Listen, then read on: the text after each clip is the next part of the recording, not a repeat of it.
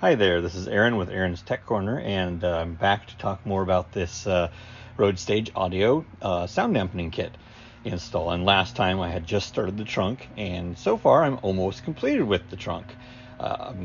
It's close to 20 pieces. The only piece I haven't done yet is the actual trunk lid yet, and you can kind of hear that, by kind of banging on it. Here, it's kind of, it resonates. It's noisy.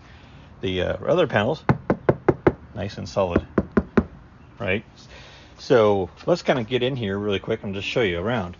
So on the bottom here, I had that 3-in-1 material installed everywhere, and then I topped it off with mass-loaded vinyl that they include, and you just tape it to the barrier, and that provides a nice noise dampening layer. And you still need to tape this piece off, but there's also a piece of 3-in-1 under that, and then your trunk piece flips back down over that, and that works for that.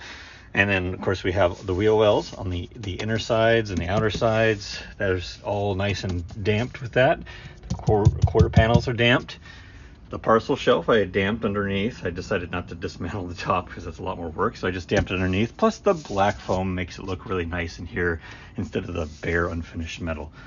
So also you got some material down here, and then on the side here, same deal, right? Some material here, just pretty much goes all the way through. But so far, very easy install, and I can't wait to see what the difference is. But so far, I can definitely tell just by doing, the knock test, that the panels sound quieter, but it's definitely going to help improve the subwoofer sound in this trunk a lot.